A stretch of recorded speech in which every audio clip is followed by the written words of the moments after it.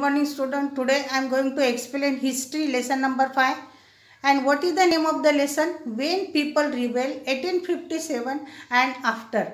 It the part 1. Now the large lesson is there. That's why I have divided this lesson into 3 parts. So I am going to explain part 1. And what is the name of the lesson? When People Rebel 1857 and After.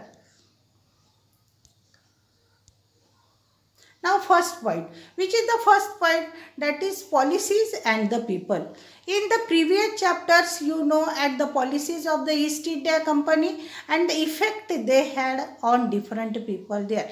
Now this third lesson, fourth lesson and as first lesson also, in the previous lessons we had seen how the people were getting humiliation by the British officers, and who were there? They were the kings, queens, peasants, landlords, even the tribal peoples also there. In the fourth lesson we had seen how the Birsa Munda came front to resolve the problem of the tribal people. As soldiers, all were affected in different ways. You have also seen how people resist policies and actions that harm their interests to go against their sentiments. Now see the picture of that revolt. Nawab lost their power.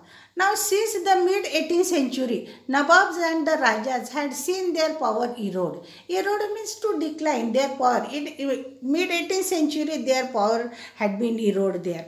Now in the second lesson, you had seen that how the Siraj-ud-Dowla and how the Siraj-ud-Dowla had lost his power, and they had gradually lost their authority and honor also. Why they had lost their authority and honor? Because this East India Company or the British government always established power where in their particular territory.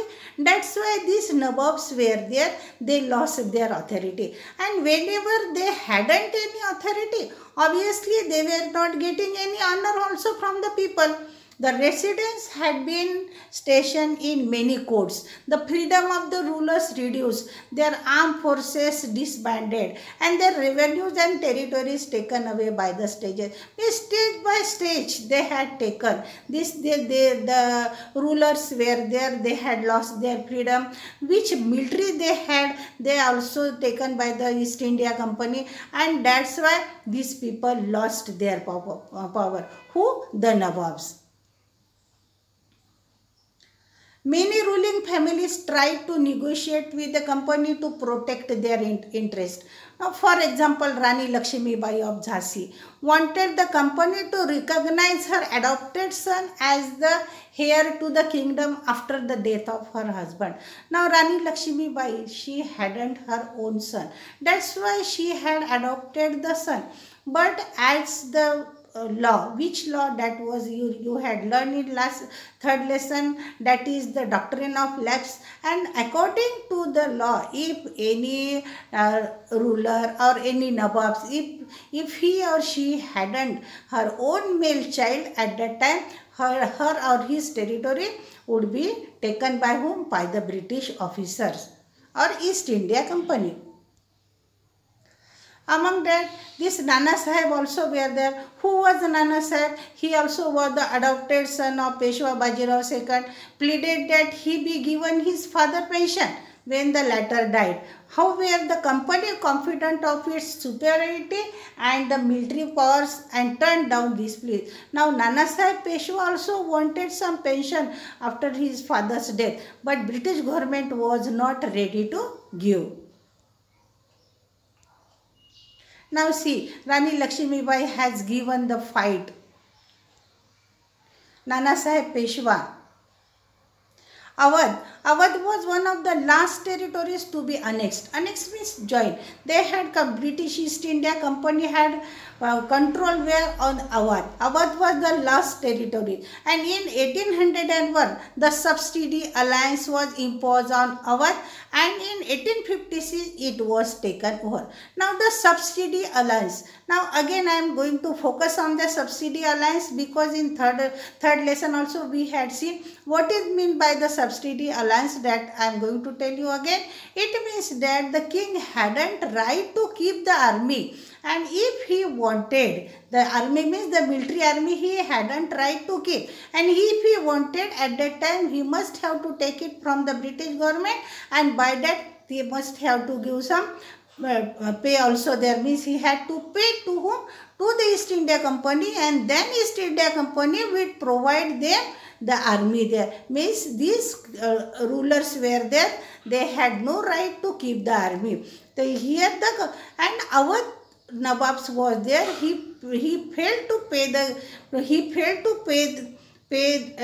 the money to whom? To the British government, and at that time they had taken Awadh also. And who was the Governor General? Governor General was Lord Dalhousie. And what he declared? He declared that the territory was being misgoverned and British rule was needed to ensure proper administration.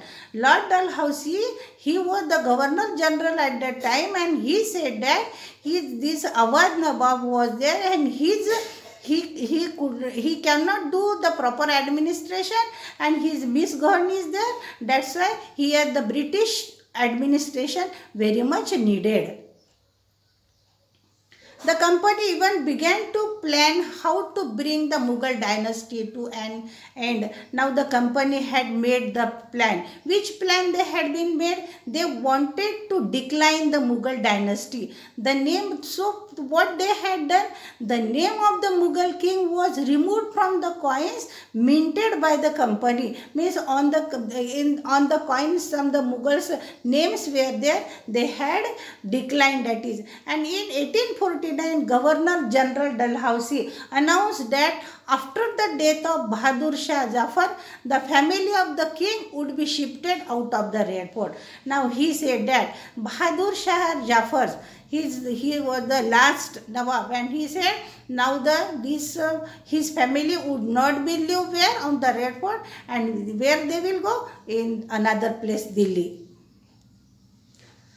In 1856, Governor General Canning decided that Bahadur Shah Jafar would be the last Mughal king, and after his death, none of his descendants would be recognized as a kings. They would just be called princes. Now Bahadur Shah Jafar was the last Mughal king, and he said that after that, not any single from his family would be the king, and they all would be the princes.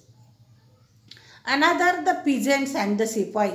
In the countryside, countryside means what? Countryside means village. In the countryside, peasants and zamindar resented to high taxes and the rigid methods of revenue collection. Rigid methods was oppressive methods. And these peasants means farmers, and the zamindars, they were getting irritation by these taxes there. It means that they had to pay more and more taxes there, and if they failed, many failed to pay back their loans to the money lenders and gradually lost the lands they had tilled for the generation. The peasants have to pay the taxes to whom? To the East India Company, and if they hadn't money at that time, they were taking loan from whom? From the money lenders. And who were the money lenders? Money lenders means saukar. Means they had to merge their land to the money lenders. Money lenders were taking their lands, and which lands their forefather was stealing for generation, that lands they have to give to whom? To the money lenders there. And by that also the revolt or discontent happened among the peasants. And again the sepoys. Sepoys means the soldiers. The Indian sepoys in the employ of the company also had reasons for discontent. Now these sepoys, the soldiers also were not happy. Why they were not happy? They were unhappy about their pay because they were getting such a very small amount of payment. Allowances and payments, or any allowances also were not getting it. And condition if service. Some of the new rules moreover violated their religious sensibilities and the beliefs. Now which British government had made some rules also, that rules against the religious there. Now suppose the soldiers hadn't a right to put this tika also there, or again what they could not they could not keep the mustache and beard also like that. It means that they are violated their religious sensibilities and the beliefs. Did you know that in those days maybe that people in the country believed that if they crossed the sea, they would lose their religion and the caste. At that time, what was the people's belief, that our Indian people believed that if anybody crossed the sea, means anybody cross the sea, they will lose their religion and the caste. So when in 1824 the Sipais were told to Burma by the sea route to fight for the country, they refused to follow the order. Though they agreed to go by the land route, the Sipais were telling that they are ready to go by the land route, but they will not cross the sea, because in those time it was our Indian peoples were thinking, or Indian Sipais were thinking that to cross the sea it is against the religion or against the caste. They were severe, and if they denied to go not crossing the sea, at that time they were getting severe punishment also. And since the issue did not die down, in 1856 the company passed a law. Now these soldiers were there, they were not ready to cross the sea. That's why in 1856 the company passed a new law. And what was that new law? A new law was which stated that every new person who took up employment in the company's army had to agree to serve overseas if required. Now they had made the law, if anybody joined the army, and that if required there, they must have to cross the seas also.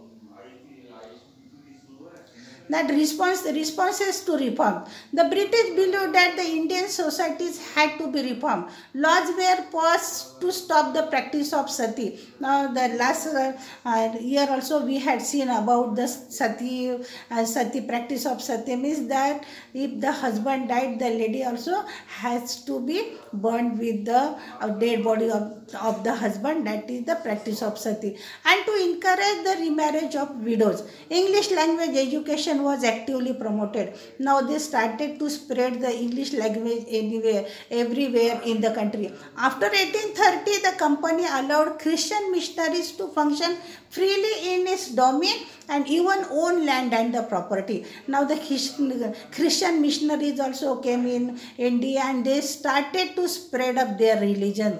And in 1850, a new law was passed to make converted to Christianity to inherit the property of his ancestor. Now they had made the law. Which laws? If anybody had adopted the Christian religion, their property, this British government would not take their property. Why? Because these Indian peoples must be attracted towards the Christian religions. That's why they had given such a bribe to the Indian people. And that law in 1850, that law made, which law? In 1850 a new law was passed to make converted to, if anybody converted to Christianity, to inherit the property of his ancestors. And so the many Indians began to feel that the British were destroying their religion and their social customs and their traditional way of life.